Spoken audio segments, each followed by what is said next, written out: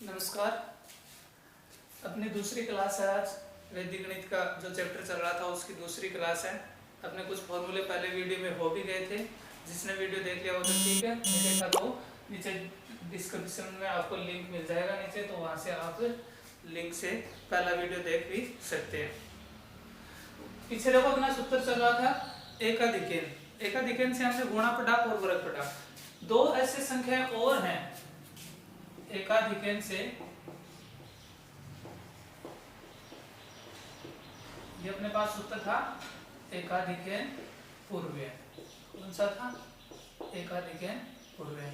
इसमें हमने सामान्य संख्याओं का गुणा करना सीख लिया था। सामान्य संख्या में जैसे हमने पढ़ा था कि इसमें इकाई के तरफ वाले अंकों का योग 10 होना चाहिए, 100 होना चाहिए, 1000 ऐसे होने चाहिए, और बाकी जो संख्याएं बचे वो सेम होनी चाहिए। तो उन्हीं संख्याओं को अपन इसमें क्या कर सकते हैं, गुणा कर सकते हैं। दो संख्याएं और हैं इसमें ऐसी जिनका अपन सिर्फ और सिर्फ एकाधिकेन से ही गुणा कर सकते हैं और सूत्र से उसका गुणा नहीं कर सकते। तो वो कौन सी संख्याएं हैं? देखो, पहली संख्या अपने पास दशमलव संख्या, दशमलव संख्या, और दूसरी अपने पास भिन्न संख्या। कौन सी है? भिन्न संख्या। इन दोनों संख्याओं का सिर्फ और सिर्फ एकाधिकेन से ही गुणा कर सकते हैं, और वैदिक गणित में इन संख्याओं को गुणा करने के लिए कोई सूत्र नहीं है, सिर्फ यही है एकाधिकेन पूर्व्य। ठीक है, अब इसको अपन आगे देखेंगे इसमें कि कैसे इनका गुणा करेंगे, कौन कौन सी संख्या होगा इसमें होगा, क्योंकि एकाधिकेन में पहले भी नियम लगे हैं, वर्ग किया तब भी नियम लगे हैं, और गुणा किया है तब भी संख्याओं के लिए नियम लागू हुए हैं। तो इन दोनों में भी नियम लागू होंगे, तो वो अपन देखेंगे। उससे पहले अगर आपने अभी तक हमारे चैनल को सब्सक्राइब नहीं किया तो सब्सक्राइब कर लें और लाइक करें और शेयर करें, ताकि आपको बेनिफिट मिलता रहे। ठीक है, तो देखो स्टार्ट करते हैं अपना दशमलव संख्या। कौन सी संख्या है जिनका अपन एकाधिकेन पूर्व्य से गुणा कर सकते हैं? तो देखो, पहले दशमलव संख्या में मैं बता देता हूं आपको। जैसे अपने पास हो 3.09 गुणा 3.91। ठीक है, एक संख्या ये होगी अपने पास, और एक भिन्न संख्या लेते हैं। भिन्न संख्या जैसे मान लो 3 सही 1/3 गुणा 3 सही 2/3। इन संख्याओं का अपन क्या कर सकते हैं, इसमें गुणा कर सकते हैं। इन संख्या का मतलब ऐसी संख्याओं का, जैसे देखो इसके इनमें एक चीज कॉमन है, वो मैं आपको बता दूंगा क्या है। अगर अपने पास ऐसी संख्या हो 3.05 गुणा 3.08, तो ऐसी संख्याओं का अपन एकाधिकेन से भी गुणा नहीं कर सकते। क्यों नहीं कर सकते, उनका रीजन अपन इसमें देखेंगे। ठीक है, देखो इसमें होता क्या है, हमने एकाधिकेन से सामान्य संख्याओं का गुणा पढ़ा था पीछे। जैसे मान लो कि ये है 103 गुणा 160, तो इसमें पहला नियम क्या बोल रहा था अपने को कि इकाई के तरफ वाले अंकों का योग क्या होना चाहिए, 10, 100, 1000 ऐसे मतलब योग होने चाहिए, और योग करने के पश्चात जो संख्याएं बचती हैं वो क्या होनी चाहिए, समान होनी चाहिए। ये था ना, लेकिन इनमें क्या होगा वो देखेंगे। तो देखो यहाँ पे इकाई के अंकों का योग अपने पास 7, 3, 10, और बाकी दो संख्याएं हैं 10, 10 वो सेम है। फिर अपन आगे की विधि इसमें काम में लेते हैं। इसमें क्या होता है कि दशमलव है, दशमलव के बाईं तरफ की संख्या, दशमलव के बाईं की तरफ की संख्या क्या होनी चाहिए, समान होनी चाहिए। देखो यहाँ पे है ना, जैसे ये संख्या अपने पास दशमलव के बाईं तरफ की संख्याओं का संख्याएं समान होनी चाहिए, और जो दाईं तरफ की संख्याएं, जो दाईं तरफ की संख्याएं हैं उनका योग 1 होना चाहिए। कितना होना चाहिए, 1 होना चाहिए। तो अपन उसका क्या कर सकते हैं, सूत्र एकाधिकेन से गुणा कर सकते हैं। एक देखो, जैसे मान लो देखो जो दशमलव के बाद वाली संख्या है अपने पास, दशमलव के दाएं तरफ वाली संख्या है, इनका योग हमेशा अपने पास क्या होना चाहिए, 1 होना चाहिए। अगर 1 आ रहा तो अपन उसका क्या कर सकते हैं, एकाधिकेन से गुणा कर सकते हैं। दूसरी चीज अपने पास क्या होनी चाहिए, दशमलव के बाएं तरफ के अंक क्या होने चाहिए, समान होने चाहिए। अगर समान नहीं है और इनका योग 1 हो रहा है, तब भी अपन इसका क्या नहीं कर सकते, एकाधिकेन से गुणा नहीं कर सकते। जैसे मान लो कि ये संख्या हो ऐसे 3.09 गुणा 2.91, तो इधर देखेंगे तो इधर अपने पास क्या है, दशमलव के बाईं तरफ वाली संख्याओं का योग करके देखेंगे, 0.09, 0.91 9 और 1 10, 9 10 1 दशमलव, योग क्या आ रहा है अपने पास 1.00 यानी 1 आ रहा है।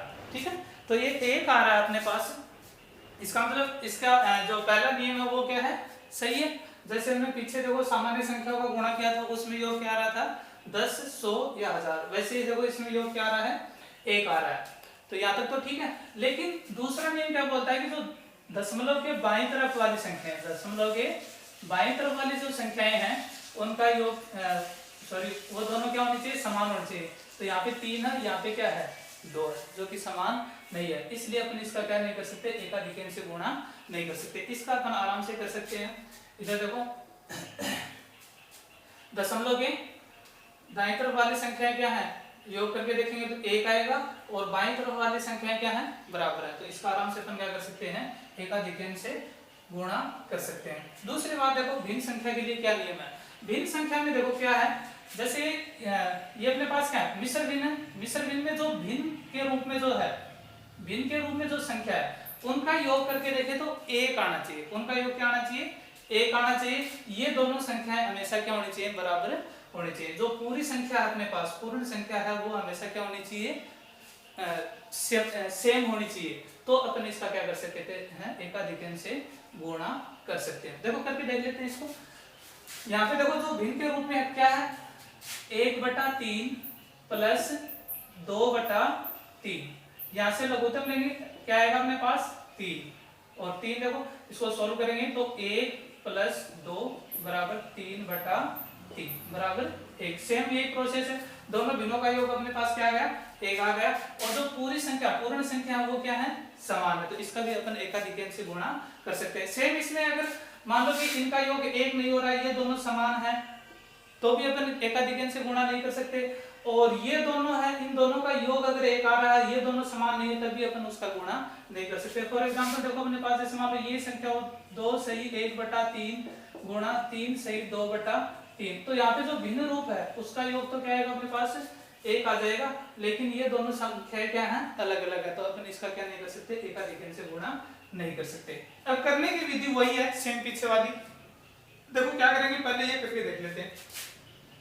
3.09 गुणा 3.91। सबसे पहले क्या करेंगे, जो गुणा का निशान है उसको ओब्लिक में बदल देंगे, या के निशान में बदल देंगे। फिर इस या के दाईं तरफ क्या करेंगे, जिन संख्याओं का योग करके हमने देखा है उनका गुणनफल। तो किसका किसका योग करके देखा है, 0.09 गुणा 0.91 का, ठीक है। और दाईं तरफ क्या करेंगे, सॉरी बाईं तरफ क्या करेंगे, जो अपने पास समान संख्या है उनमें से कोई एक ले लेंगे और उसको उससे आगे वाली संख्या से क्या कर देंगे, गुणा कर देंगे, ठीक है। अब देखो इसको सोल्व करते हैं। 4 के 12, यहाँ इसको गुणा करके देखते हैं तो देखो 9 एकम 9, 9 9 81। अब देखो यहाँ पे अपने पास संख्याएं कितनी है, अंक कितने, 1 2 3 4, तो यहाँ पर भी 4 होने चाहिए, 1 2 3, और ये 0 लगा देंगे, क्या जाएगा अपने पास 4। दशमलव है तो दशमलव लगाना जरूरी है, ठीक है। अब देखो यहाँ से क्या कर देंगे, ओब्लिक का चिन्ह हटा देंगे, 12.0819, ये अपना क्या आ जाएगा, गुणनफल आ जाएगा। भिन्न संख्या का कैसे करेंगे, देखो 3 सही 1/3 गुणा 3 सही 2/3, सेम प्रोसेस है पीछे वाले में जो थी, वही विधि है, कोई अलग नहीं है। जो गुणा का निशान उसको किसमें बदलेंगे, ओब्लिक में बदल दिया। उसके बाद देखो क्या करेंगे, जो संख्या हम जोड़ के करते हैं, जोड़ के देखते हैं, उनका हमेशा किधर लेंगे, अपन दाएं साइड में लेंगे। तो दाएं साइड में लेंगे तो 3 को जोड़ के देखा 1/3 और 2/3, इन्हीं को तो जोड़ के देखा, इन्हीं को जोड़ा ना, तो इनको इधर गुणा कर देंगे। और जो शेष बची अपने पास संख्या, जो समान संख्या, उनमें से एक लेंगे और उसको उससे आगे वाले संख्या से क्या कर देंगे, गुणा कर देंगे। तो देखो 4 के 12, ये 2 एकम 2, देखो गुणा करने का तरीका क्या होता है, अंश को अंश से, हर को हर से। तो यहाँ अंश को अंश से गुणा करेंगे, यानी 2 को 1 से गुणा करेंगे, 2 एकम 2, 3 तिये 9। अब इसमें आपको कोई भी अंक नहीं देखने, डायरेक्ट आप क्या कर दो, इसको ओब्लिक को हटा दो, तो 12 सही 2/9, इसका क्या आ जाएगा, गुणनफल आ जाएगा। तो ये अपना सूत्र एकाधिकन था, जिसके द्वारा हमने 3 प्रकार की संख्याओं को गुणा किया। सामान्य संख्या, ठीक है, सामान्य संख्या के बाद दशमलव संख्या और भिन्न संख्या। लेकिन एक चीज का विशेष ध्यान रखना, ना तो सभी सामान्य संख्याओं का एकाधिक से गुणा कर सकते हैं, ना ही सभी दशमलव संख्याओं का क्या कर सकते हैं अपन एकाधिक से गुणा कर सकते हैं, और ना ही सभी भिन्न संख्याओं का एकाधिक से गुणा कर सकते हैं। इनके लिए संख्या एक विशेष प्रकार की संख्याएं होती है जो एक विशेष नियम में बंधी हुई होती है। वो नियम मैंने आपको पीछे लिखा दी, इनके नियम भी मैंने आपको बता दिए। सेम प्रोसेस है। दशमलव संख्या में तो क्या करना आपको, दशमलव के दाईं तरफ वाली संख्याओं का योग अगर 1 आ रहा है और जो बाईं तरफ वाली संख्याएं समान है तो अपन दशमलव संख्या का एकाधिक से गुणा कर सकते हैं। भिन्न संख्या में क्या है, भिन्न संख्या में जो भिन्न रूप में जो संख्याएं हैं, हमेशा एक चीज और ध्यान रखना, इसमें हमेशा मिश्र जो भिन्न है उन्हीं का गुणा होता है। तो मिश्र भिन्न या दे रखिए तो ठीक है, वरना आप बदलने की कोशिश भी कर सकते हो। अगर जैसे मान लो कि अनुचित भिन्न दे रखी है तो उसको अपन मिश्र भिन्न में भी बदल सकते हैं। कई बार हो जाता है ऐसा, लेकिन अपने ऐसा अभी तक तो नहीं हुआ, फिर भी आप देख लेना। यहाँ पे देखो जो भिन्न के रूप में जो संख्या है उनका योग क्या होना चाहिए, 1 होना चाहिए। शेष जो पूर्ण संख्या है वो समान होने चाहिए। तो अपन इसका ऐसी भिन्न संख्याओं का क्या कर सकते हैं, एकाधिक से गुणा कर सकते हैं। तो ये था एकाधिक के गुणा के प्रकार, सभी हो गए। वर्ग हमने कल डिस्कस कर लिया। अब अपन नेक्स्ट फॉर्मूला पढ़ेंगे, ठीक है। उसके बाद अपन भाग पढ़ेंगे और फिर उसके बाद बीजगणित स्टार्ट करेंगे, ठीक है। तो ये अगर उतारना चाहो तो उतार सकते हो, और जो लिखना चाहे तो नोटबुक में अपना लिख भी सकता है, ठीक है।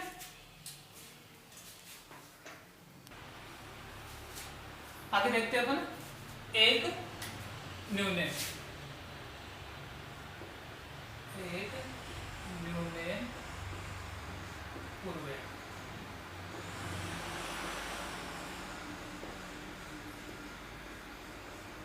सूत्र एक न्यूनन पूर्वेण। देखो न्यूनन पूर्वेण का नाम हमने शुरू में डिस्कस किया था, क्या होता है, कम करना होता है ना, और एकाधिक का ज्यादा। तो एकाधिक में हमने एक संख्या को हमेशा क्या किया, सभी में ज्यादा किया, गुणा में वर्ग में, तो इसमें कम करेंगे, ठीक है।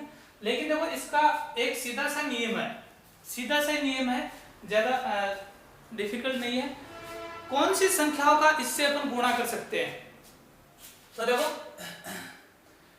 एक नियम है, ये ध्यान में रख लेना, कोई दिक्कत नहीं है, फिर चाहे कैसा भी हो क्वेश्चन। जिस संख्या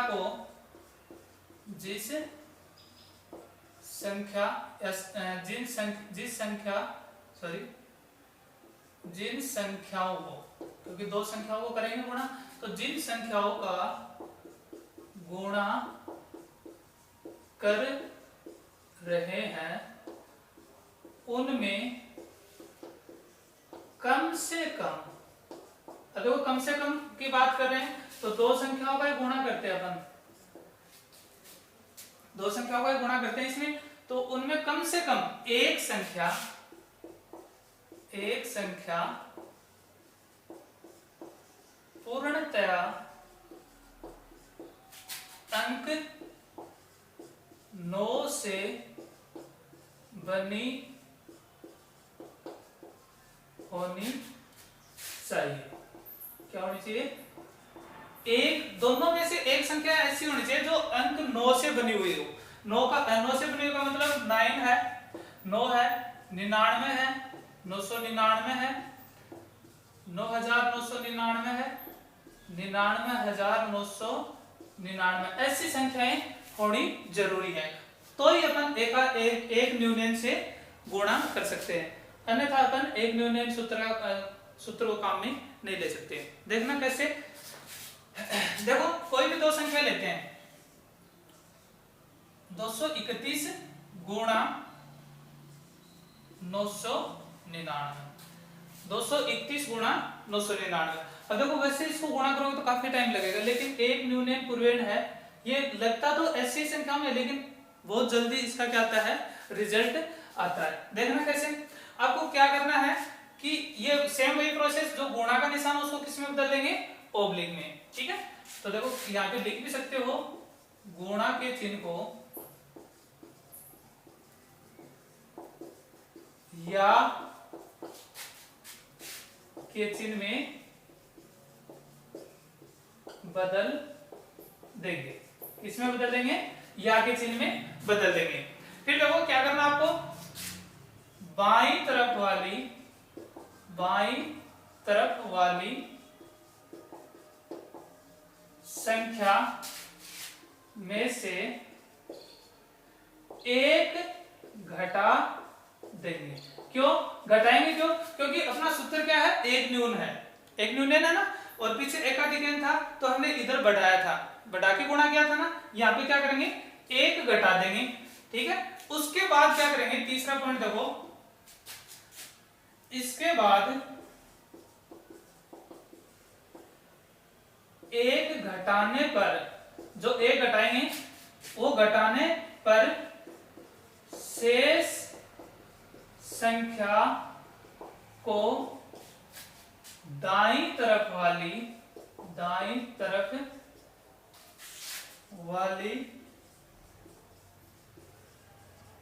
संख्या में से घटा देंगे। ठीक है, दाईं तरफ वाली संख्या में से घटा देंगे। और एक चीज का और विशेष ध्यान रखना है, जो 9 अंक वाली संख्या है वो हमेशा दाईं तरफ होनी चाहिए। बाईं तरफ अगर है तो आप उसको क्या करोगे? दाईं तरफ पहले लिखोगे। जैसे फॉर एग्जांपल मान लो यही संख्या ऐसे होती 999 गुणा 231, अगर ऐसे होती तो ऐसे अपन ये सीधा अप्लाई नहीं करते। सबसे पहले तो क्या करते हैं अपन, इसको ये लिख भी सकते हो, सर्वप्रथम 9 अंक वाली संख्या को दाईं तरफ रखेंगे। अगर ऐसा नहीं करते हो तो आपका क्वेश्चन गलत हो जाएगा। ठीक है, तो सबसे पहले आपको ध्यान ये रखना है कि जो संख्या है अपने पास उसको ध्यान से देखेंगे।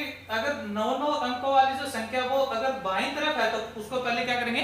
दाईं तरफ इस रूप में लेके आएंगे। उसके बाद ये प्रोसेस काम में लेंगे, गुणा के चिन्ह को यहाँ में बदलेंगे। बदल दिया, इस संख्या में बाईं तरफ वाली संख्या में से एक घटा देंगे तो 231 माइनस 1, 231 माइनस 1 क्या बचेगा? 230 बचेगा। ठीक है, थोड़ा सा ऐसे रख लेना, ये संख्या सीधी की सीधी ऐसे नीचे लिख दो 999।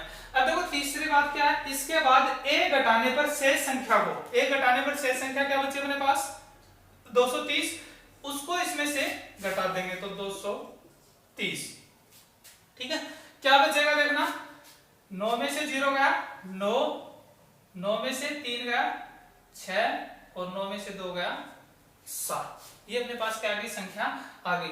अब यहां से ओब्लिक का चिन्ह वो हटा देंगे, 230 7 6 9, सीधा सा इसका क्या हो गया? गुणा हो गया। कितनी बड़ी संख्या हो आप उसको आराम से कर सकते हो, थोड़ा सा ध्यान रखना है, बाकी गलत नहीं होगा। और देखेंगे इसमें एग्जांपल, जैसे मान लो कि ये तो सीधा सीधा अपने पास क्या होगा? माइनस हो गया। अब देखो मान लो अगर माइनस नहीं होता है, जैसे मान लो कि ये संख्या अपने पास, ये संख्या होती 231 गुणा 9, मेथड यूज में करेंगे। दाईं तरफ क्या अपने पास 9 अंकों वाली संख्या है। ठीक है, अब इसके बाद क्या करेंगे?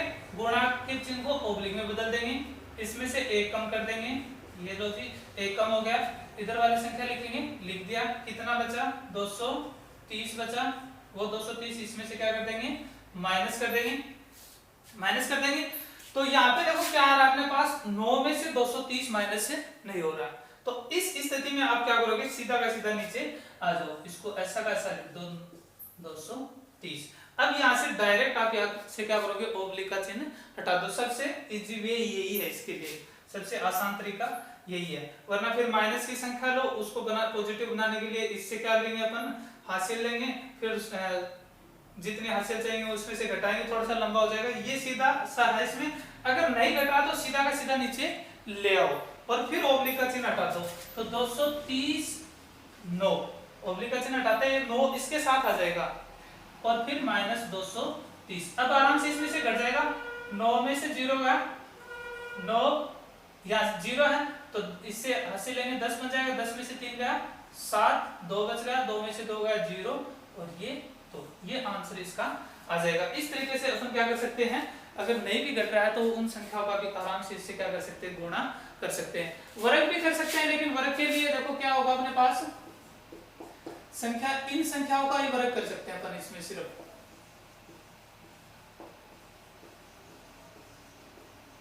और बाकी संख्याओं का वर्ग नहीं कर सकते। ठीक है, तो थोड़ा सा इसमें वर्ग में एक चीज ध्यान रखना। आप क्या ध्यान रखोगे, देखना कि जैसे मान लो कि अगर आप 99 का कर रहे हो, 99 का वर्ग, तो क्या करोगे, 99 गुणा 99 कर दिया, 99 गुणा 99 हो गया। क्या करना आपको, सेम मेथड, इसमें से एक माइनस करना, तो 99 माइनस 1 और 99 माइनस इसमें से जो बचेगा उसको घटाएंगे। तो देखो 99 में से एक कम करेंगे, क्या बचेगा अपने पास, 98। तो यहाँ पे बचा अपने पास 98 और यहाँ पे एक बचा, ये गलत हो जाएगा यहाँ पे। अगर ये ऐसा होता है, अगर वर्ग कर रहे हो तो उस टाइम आपको थोड़ा सा ध्यान रखना है। यहाँ पे 2 अंक थे तो उनमें अगर घटाएंगे तो अपने पास क्या बचेगा, 2 ही अंक आने चाहिए, अन्यथा आपका गलत हो जाएगा। तो आप यहाँ पे क्या करोगे, 9801 करोगे। ठीक है, ये अपने इसका जो 9 अंकों वाली संख्या है उनका वर्ग भी इससे अपन कर सकते हैं। तो ये इतना सा था अपने पास एक न्यूनयन पूर्णांक। अब थोड़ा सा वर्ग और देखेंगे, वर्ग हालांकि इनके हो गए और आगे जो सूत्र आएंगे अपने पास उनके देखेंगे। उससे पहले अपन थोड़ा सा ऊर्ध्वाधर तिर्यक के बारे में जान लेते हैं, जिसकी एक दो विधियां क्या है, इंपॉर्टेंट है और वो अपन डिस्कस करेंगे। ठीक है,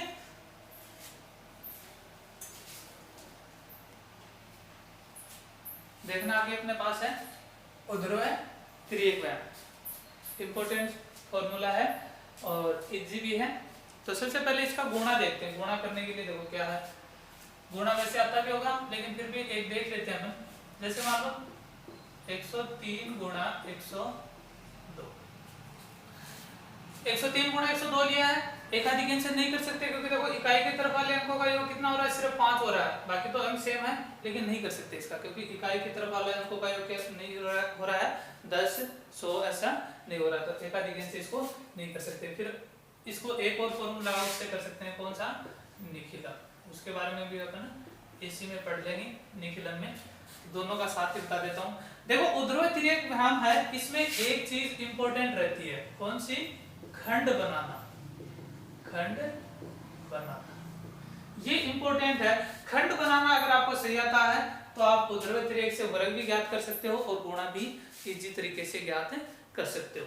ठीक है, तो देखो इसमें खंड बनाने की बात करते हैं। सबसे पहले कि खंड कैसे बनाए जाएंगे, तो खंड बनाने के लिए आपको क्या करना है, सबसे पहले तो इनको जैसे अपन गुणा करते हैं उस रूप में लिखो। देखो उस रूप में कैसे लिखेंगे, 103 गुणा 102 ऐसे लिखेंगे। अब आपको क्या करना है, यहां से स्तंभों की संख्या लेना है। स्तंभ का मतलब जो खड़ी संख्या है वो ऐसे कंप्लीट होनी चाहिए। तो वैसे देखो लेते हैं, इसमें 1 2 और 3, कितने खंड आ गए, सॉरी स्तंभ कितने आ गए, इसमें स्तंभ आ गए 3 स्तंभ आ गए। खंड बनाने का तरीका देखो, एक तो सूत्र होता है खंड बनाने का। सूत्र क्या होता है, 2n-1 2n-1। n का यहाँ पे n है स्तंभों की संख्या, क्या है, स्तंभों की संख्या। ठीक है, n क्या यहाँ पे, स्तंभों की संख्या। यहाँ से देखो स्तंभ कितने अपने पास 3 है, तो यहाँ पे खंडों की संख्या देखते हैं इसमें कितनी आएगी। तो देखो 2 गुणा 3 माइनस 1, 3 दूनी 6 माइनस 1 बराबर 5। और एक चीज और ध्यान में रखना, जो भी खंड बनाते हैं अपन, तो खंडों की जो संख्या आएगी वो हमेशा विषम संख्या आएगी। कौन सी संख्या आएगी, विषम संख्या। कभी भी खंडों की संख्या वो सम संख्या में नहीं आएगी, चाहे संख्या आपके पास कैसी भी हो, हमेशा क्या आएगी, विषम संख्या आएगी। दूसरा तरीका देखो, अगर ये अपने पास है 103 गुणा 102, तो इसमें जो बड़ी संख्या हो, अभी इसमें तो दोनों लगभग समान ही है, बड़ी किस तरह से, अंकों से, मतलब कि जिसमें सबसे ज्यादा अंक है, तो दोनों में 3-3 अंक है। तो दोनों में पहली बात तो दोनों संख्याओं में अंक बराबर होने चाहिए। दोनों संख्याओं में क्या होने चाहिए, अंक बराबर होने चाहिए। तो अंक देखो यहाँ पे देखते हैं, तो 1 2 3, इसमें भी 1 2 3, तो टोटल अंक अपने पास कितने हो गए, 1 2 3 4 5 6, कितने हो गए, 6 अंक हो गए। तो 6 अंक है, 6 अंकों में से एक कम कर दो, कितना बचेगा, 5। मतलब इसमें कितने खंड बनेंगे, 5 बनेंगे। लेकिन कई बार देखो ऐसी संख्या भी आ जाती है, ये मान लो कि 103 गुणा 25, तो इसको देखो ऐसे लिखेंगे 103 गुणा 25, तो यहाँ पे देखो आप क्या करोगे कि 1 2 3 4 5 5 अंक ले लिए, एक माइनस कर दिया, 4 बन गए। ऐसा नहीं करना है, फिर गलत हो जाएगा।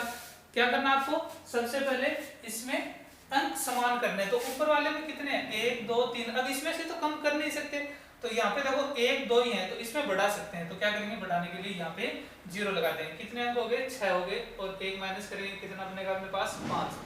खंडों की संख्या कितनी आ जाएगी, 5। स्तंभों की बात करें तो 1 2 3, 3 स्तंभ है, तो इस फॉर्मूले से निकाल सकते हो 2 गुणा 3 माइनस 1, तो 6 माइनस 1 बराबर 5। ये तो बात होगी खंड बनाने की। तो दोनों चीजें हैं, फॉर्मूले से निकालना चाहो तो आपको स्तंभ बनाने हैं, डायरेक्ट अगर आप पता लगाना चाहते हो तो पहले दोनों संख्याओं में अंकों की जो संख्या है, अंक वो बराबर करेंगे, और उसके बाद अपन क्या करेंगे, उसको सोल्व करेंगे। ठीक, अब खंड बनाना है। अब जैसे मान लो इसमें कितने बन गए, 5 खंड, और खंड बनाने की साइड से हैं, इस साइड से। कौन सी साइड से, दाएं तरफ से। तो पहला खंड, दूसरा खंड, तीसरा खंड, चौथा खंड, और ये पांचवा। इस साइड से कभी भी नहीं बनाएंगे, उस साइड से बनाएंगे कि ये 5 खंड अपने पास हो गए। ठीक है, अब इसमें क्या करेंगे, संख्याएं रखेंगे। तो पहले ऊपर वाली संख्या लेते हैं। पहले ऊपर वाली संख्या में जो अपने पास क्या, 1, तो सबसे पहले क्या लिखेंगे, 1। अब इसके बाद आगे चलेंगे, आगे चलेंगे। ध्यान रखना, अगर मैं बाएं तरफ से बाएं तरफ से अगर संख्या ले रहा हूं तो बाएं तरफ से ही लिखना स्टार्ट करेंगे, दाएं तरफ वाली संख्या ले रहे हैं तो दाएं तरफ से ही लिखना स्टार्ट करेंगे। ये नहीं कि जो बाएं तरफ वाली संख्या है उसको दाएं तरफ लिख दिया, गलत हो जाएगा। तो 1 ले लिया। अब आगे वाले में क्या करना है, ये 1 तो आएगा, इसके आगे वाला अंक भी इसके साथ आ जाएगा, कौन, 0।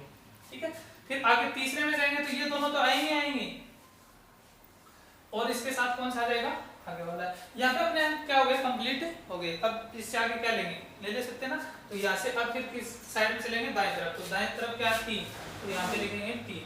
अब इधर आएंगे तो ये तो आएगा साथ में, इसके साथ वाला और आ जाएगा, तो ये अपने पास क्या आ गया, 0 आ गया।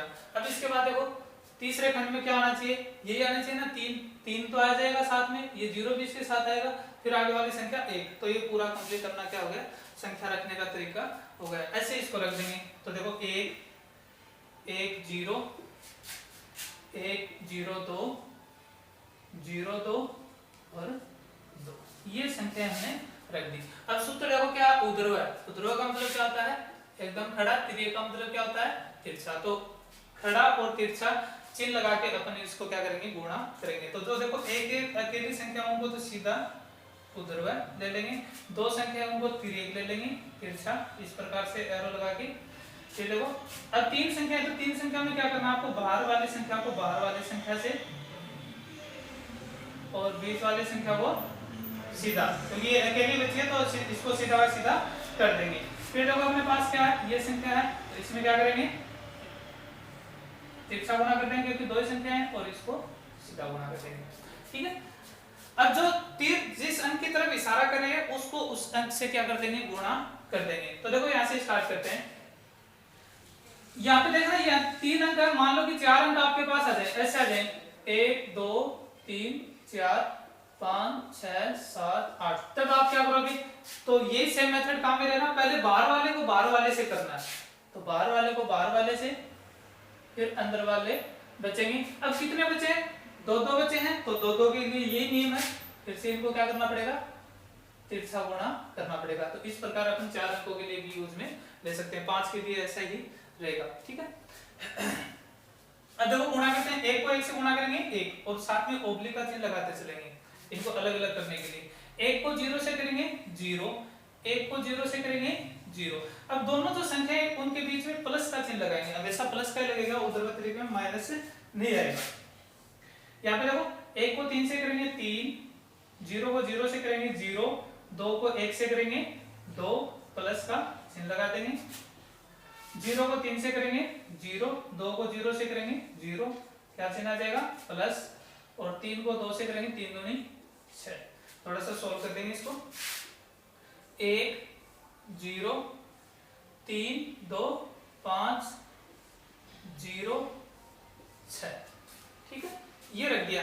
एक चीज और ध्यान रखना, ऊर्ध्व तिर्यक का जहां भी नाम आ जाए, ऊर्ध्व तिर्यक, द्वंद्व विधि, तो उनमें इस खंड को छोड़कर पहले वाले खंड, इसको 5वें खंड, जो लास्ट का कोई भी हो खंड, उसको छोड़कर बाकी सभी खंडों में एक एक अंक ही रहेगा। अगर मान लो कि यहाँ पे देखो ऐसे आ जाता 3, 15, 25, 27, अगर ऐसे खंडों में संख्या आ जाती तो आपको आप क्या करते, ये जो वाली संख्या है इसको आगे वाली संख्या में जोड़ देते, इसमें जोड़ देते आगे वाली संख्या में, हमें अंक एक ही बनाना है। तो देखो 3 और 1 4, 5 और 2 7, 5 और 2 7 और ये 7, एक एक अंक हो गए ना, उसके बाद ओब्लिक का चिन्ह हटाएंगे।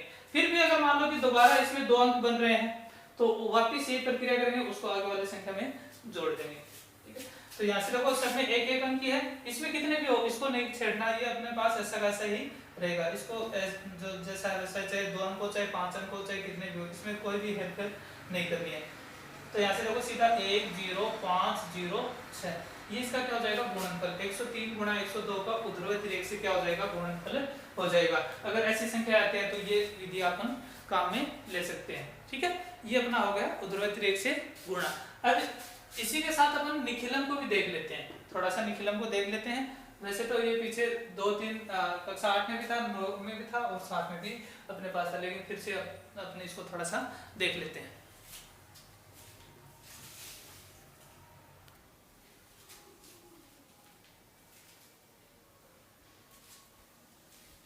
देखिए सूत्र निखिलम,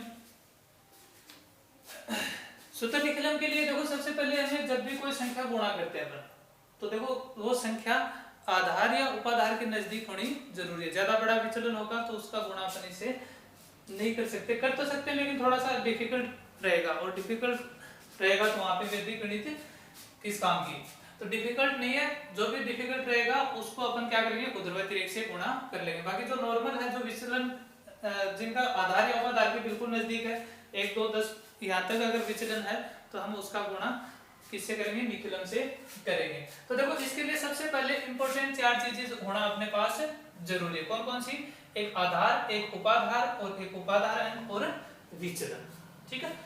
आधार देखो कौन कौन से होते हैं, आधार होते हैं 10 100 1000, ऐसी जो संख्याएं हैं वो क्या होती है अपने पास आधार होती है, ठीक है। और उपाधार, हर उपाधार आधार के लिए अलग उपाधार होता है। जैसे 10 है तो 10 के लिए 20 30 40 90 तक, ठीक है। ये लागू कब होते हैं, जब संख्या अपने पास क्या हो 20 से बड़ी और 90 से छोटी। जब संख्या अपने पास 20 से बड़ी और 90 से छोटी है तो उस स्थिति में अपन उपाधार काम में लेंगे, वहां अकेले आधार से काम नहीं चलेगा। और यहाँ पे देखो अगर संख्या 200 से बड़ी और 900 से छोटी है तो उस स्थिति में भी अपन क्या करेंगे, उपाधार काम में लेंगे और आधार उसके लिए क्या रहेगा 100। और सेम कंडीशन यहाँ पर भी है, अपने सिलेबस में यहाँ तक ही है, यहाँ तक ये भी नहीं है, यहाँ तक है सिर्फ 10 से 100 तक। तो यहाँ पे देखो अपने पास उपाधार कब काम में लेना, जब संख्या 20 से बड़ी और 90 से छोटी, यानी 20 से 90 के बीच की अगर संख्या तो अपन उपाधार काम में लेंगे, और अगर अपने पास उपाधार होगा तो वही अपने पास क्या आएगा, उपाधार अंक आएगा। अगर उपाधार नहीं है तो उपाधार अंक भी नहीं होगा, क्योंकि ये इसी में से लिया जाता है, ठीक है। उपाधार भी दो तरीके से, उपाधार अंक दो तरीके से ले सकते हैं अपन। एक तो फॉर्मूला होता है क्या, देखो उपाधार अंक निकालने का, उपाधार अंक बराबर उपाधार बटे आधार, उपाधार बटे आधार, ये उपाधार अंक निकालने का क्या होता है, फॉर्मूला होता है। या आप डायरेक्टली जो भी उपाधार है उसका पहला अंक ही क्या होता है, उपाधार अंक होता है। 200 का 2, 300 का 3, 900 का 9, 20 का भी 2, 30 का 3, 40 का 4 और 90 का 4, ऐसे मतलब 50 का 5 होता है, ठीक है। जैसे मान लो कि कोई मेरे पास उपाधार आ गया 20, तो 20 किसका होगा, 10 आधार का होगा ना, तो 10 का भाग देंगे उसमें क्या आ जाएगा 2, ये अपने पास क्या आ जाएगा, उपाधार अंक आ जाएगा। विचलन कैसे निकालना आपको, विचलन निकालने के लिए देखो अगर आपके पास उपाधार है, क्या है उपाधार, तो संख्या में से क्या कर दोगे आप, संख्या जो अपन गुणा करेंगे माइनस उपाधार, और अगर उपाधार नहीं है तो किसको माइनस कर दोगे, आधार को माइनस कर दोगे, तो आपके पास क्या जाएगा, विचलन आ जाएगा। जैसे मान लो इस संख्या का अपन गुणा करके देखते हैं, तो देखो 102 गुणा 103, देखो दोनों में भी अगर एक संख्या, जैसे मान लो कि अगर ये अपने पास हो 27 गुणा 18, क्या हो 27 गुणा 18। तो देखो यहाँ पे संख्या 20 से बड़ी और 90 से छोटी, तो ये वाली संख्या है 18, ये 20 से छोटी है, तो ये तो उपाधार का क्या कर रही है अपने पास, विरोध कर रही है कि मेरे को उपाधार नहीं चाहिए। लेकिन ये संख्या क्या बोल रही है, उपाधार के बिना गुणा नहीं हो सकती। तो क्या करेंगे यहाँ पे, अगर दोनों में से एक संख्या भी अपने पास क्या है, दोनों में से एक संख्या भी क्या है 20 से बड़ी है, तो वहां पे क्या लागू करेंगे, उपाधार लागू करेंगे। तो अपना क्वेश्चन थोड़ा इजी हो जाएगा। यहां से देखो इसके लिए अपन अगर बात करें तो 102 और 103 दोनों संख्याएं किसके ज्यादा नजदीक है, यहाँ पर ये 20 के नजदीक थी इसलिए 20 उपाधार आ गया। ये दोनों संख्याएं किसके नजदीक है, 100 के नजदीक है। तो अपना आधार क्या रहेगा, आधार हो जाएगा 100, क्योंकि ये दोनों संख्याएं किसके नजदीक है, 100 के नजदीक है। अब बात करें उपाधार की, तो उपाधार इसमें चाहिए कि नहीं चाहिए, क्योंकि देखो संख्या ना तो 90 से छोटी है और ना ही 200 से बड़ी है। इसका मतलब हमें क्या नहीं चाहिए, उपाधार नहीं चाहिए। अगर उपाधार नहीं चाहिए तो ये भी आपके पास नहीं आएगा, उपाधार अंक भी आपके पास नहीं आएगा। तो फिर डायरेक्ट क्या आएगा अपने पास, विचलन आएगा। तो विचलन निकालने के लिए देखो विचलन बराबर, विचलन देखो पहली संख्या का निकालते हैं 102 का, तो 102 माइनस उपाधार नहीं है तो आधार, आधार क्या है 100। ध्यान रखना यहाँ पे क्या बचा अपने पास 2, धनात्मक बचा तो प्लस का चिन्ह लगाते हैं, ये जरूरी है भाई, प्लस धनात्मक है तो प्लस लगाना है और ऋणात्मक है तो माइनस लगाना है, ठीक है। अब यहाँ से देखो 100 है, 100 इसमें से घटा दिया और 100 आधार का जो जीरो है वो इसमें इंपॉर्टेंट रहेगा। तो आधार में कितने जीरो हैं, 2 जीरो, तो यहाँ पर भी कितने अंक आएंगे, 2 अंक आएंगे। तो इसके लिए यहाँ पे क्या कर देंगे 0 2, यानी विचलन पहला 102 का क्या हो गया प्लस 0 2। फिर दूसरी बात करते हैं 103 की, तो 103 माइनस 100 बराबर प्लस 0 3, क्योंकि इसमें भी आधार तो वही है। ये अपने पास विचलन आ गए। अब गुणा कैसे करें, तो देखो एक तरफ तो इधर तो लिखेंगे संख्या, क्या लिखेंगे संख्या, और जस्ट उसके सामने क्या लिखेंगे विचलन, क्या लिखेंगे विचलन, ठीक है।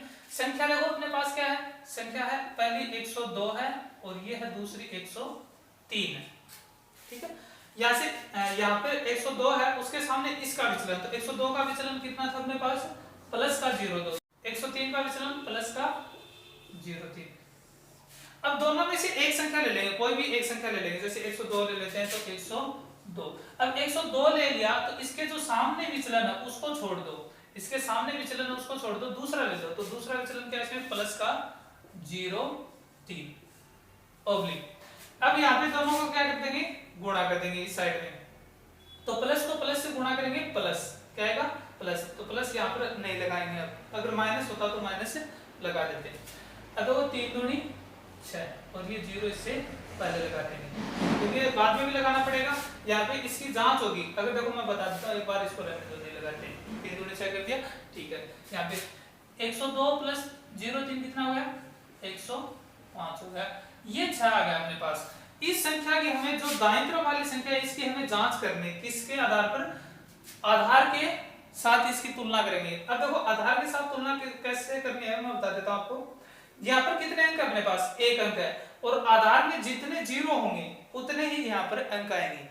तो आधार में कितने शून्य हैं 1 2, कितने शून्य हैं 2 शून्य है, तो यहाँ पर भी अंक कितने आने चाहिए 2 आने चाहिए, इसलिए यहाँ पे क्या आ जाएगा 0 आ जाएगा। अगर यहाँ पे गुणा करते हैं, जैसे देखो अगर ये वाली संख्या अपन गुणा करेंगे तो 9 8 72 आ जाएगा अपने पास, 9 8 72, तो वहां पे आपको 0 लगाने की जरूरत नहीं पड़ेगी, वो यहाँ पे क्या आ जाएगा सीधा सीधा 72 आ जाएगा। आप डायरेक्ट ऑब्लिक हटा देना, तो 105 0 6, ये अपने पास क्या आ जाएगा इसका गुणनफल आ जाएगा।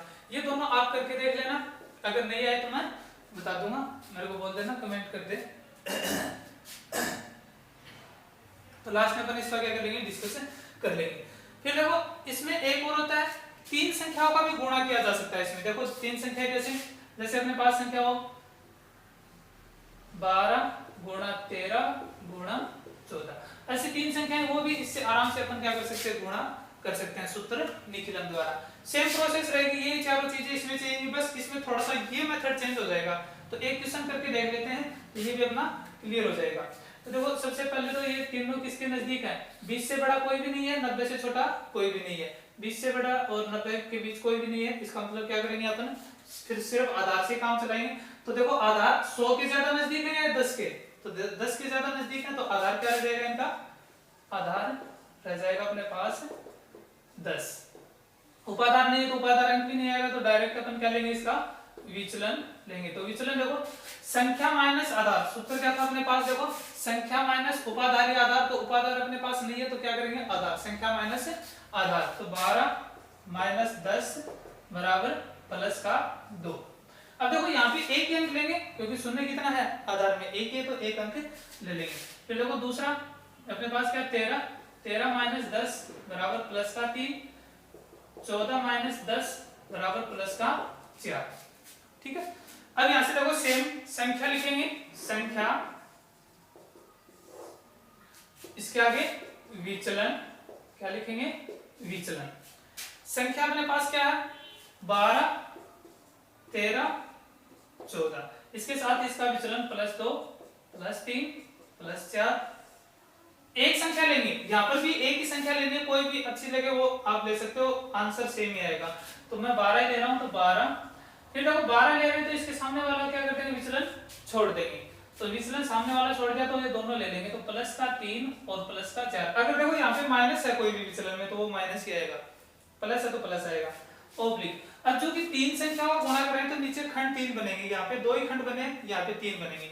तो 3 कैसे बनाने हैं, पहले इन दोनों का गुणा करो, 4 तिये 12, कितना आ जाएगा, 4 तिये 12, प्लस को प्लस से गुणा करेंगे प्लस, फिर इसको इससे करेंगे 3 दूनी 6, प्लस को प्लस से करेंगे प्लस, फिर इसको इससे करेंगे 4 दूनी 8, प्लस को प्लस से करेंगे प्लस, अगर माइनस को माइनस प्लस होगा तो माइनस आ जाएगा। ठीक है, अब तीनों को आपस में गुणा कर दो, तो देखो 4 तिये 12, 12 दूनी 24, क्या आ जाएगा तीनों का 24, प्लस को प्लस से गुणा करेंगे प्लस, फिर प्लस को प्लस से गुणा करेंगे प्लस, तो अपने पास क्या आ जाएगा, प्लस, धनात्मक चिन्ह आ जाएगा। यहाँ से देखो 12 3 15, 15 4 19। ठीक है, इधर देख लो थोड़ा, 19 आ जाएगा।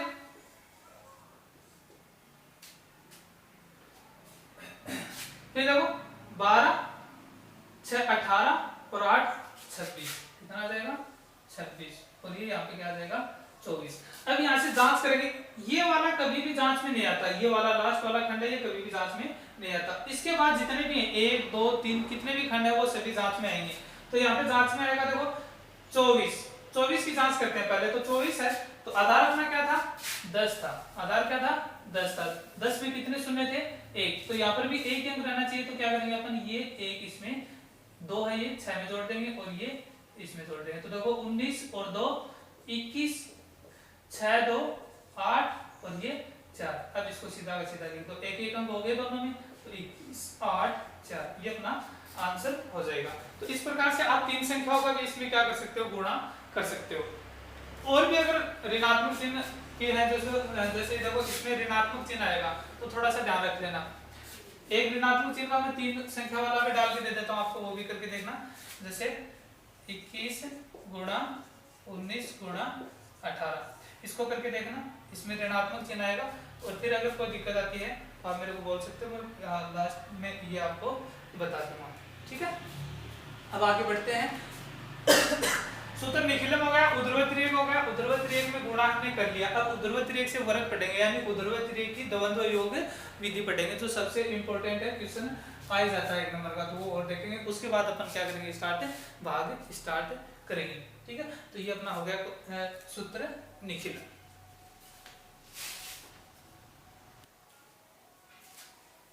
देखो आगे अपने पास है द्वंद्व योग विधि, द्वंद्व योग विधि।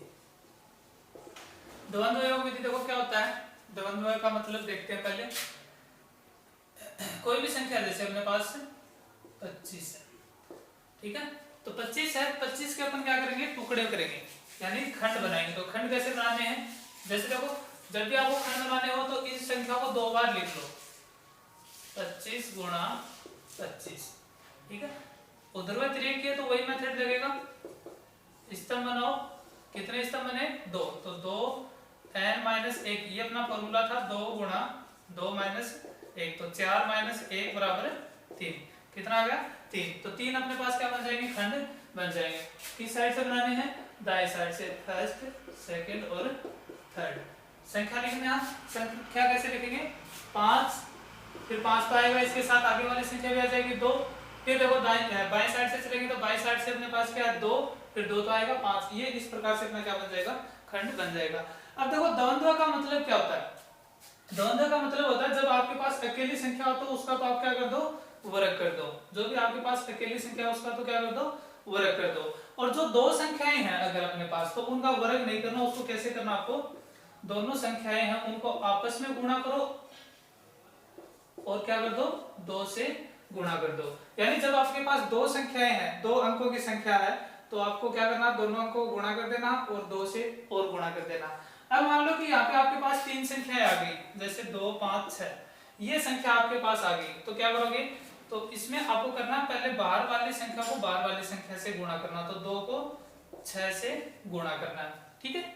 2 को 6 से गुणा करें कितनी संख्या होगी अपने पास, कितने अंक हो गए 2, तो 2 अंक जहां पर भी आ जाए 2 को 2 से आपको क्या करना है गुणा करना। अब देखो क्या बच गया 5, 5 क्या अकेली संख्या तो उसका क्या कर देंगे वर्ग कर देंगे, और ऊर्ध्वाधर रेख में मैंने आपको बताया था हमेशा योग होगा, माइनस से कभी भी नहीं होगा। तो इस प्रकार 3 संख्याओं का अपन कर सकते हैं। मान लो 4 संख्याएं आपके पास 1 2 3 4, 1234 अगर आपके पास संख्या तो इसका कैसे करेंगे, तो इसका करने के लिए बाहर वाली संख्या को बाहर वाली संख्या से, तो 1 गुणा 4, बाहर वाले अंक को कर दिया बाहर वाले अंक से, 2 अंक हैं तो 2 से गुणा, बीच में कितने अंक बचे 2, तो इनको भी आपस में गुणा करेंगे और फिर किससे गुणा कर देंगे 2 से, और फिर योग का चिन्ह लगा देंगे। तो ये होता है इसका द्वंद्व योग। कोई भी संख्या है उसका द्वंद्व योग अगर आपको निकालना तो पहले आप उस संख्या को देखो कितने अंकों की है। जैसे मान लो मैं आप बता दूं कि 626 का द्वंद्व योग ज्ञात करो। 626 का क्या करो द्वंद्व योग ज्ञात करो। यहाँ पे वर्ग नहीं पढ़ रहे अपन, सिर्फ द्वंद्व के बारे में जान रहे हैं। तो द्वंद्व का मतलब क्या होता है, देखो 626 का द्वंद्व योग ज्ञात कीजिए। तो आपको क्या करना है, देखो कितनी संख्याएं हैं, कितने अंक है संख्या में 3 अंक है, तो 3 अंक है तो क्या करना आपको 626 बाहर वाली संख्या को बाहर वाली संख्या से गुणा, तो 6 गुणा 6 कितने अंक हो गए 2, तो किससे गुणा करेंगे 2 से, बीच में कौन बच गया 2 अकेला अंक है तो इसका क्या करेंगे वर्ग करेंगे और क्या कर देंगे जोड़ देंगे। तो देखो इसको सरल करेंगे तो 36 दूनी 72 और 2 का स्क्वायर 4, कितना आ जाएगा 76। ये अपने पास क्या आ जाएगा 626 का द्वंद्व योग आ जाएगा। ऐसे अपन कोई भी संख्या उसका द्वंद्व योग ज्ञात कर सकते हैं आराम से। जैसे देखो 5 अंकों की संख्या अगर अपने पास 5 अंकों की संख्या, तो इसमें भी यही मेथड रहेगा, इसका द्वंद्व योग ज्ञात करो। तो आप क्या करना है, 5 बाहर वाली संख्या को बाहर वाली संख्या से, तो 5 को 1 से गुणा करेंगे, कितने अंक हो गए 2, तो 2 से गुणा करेंगे।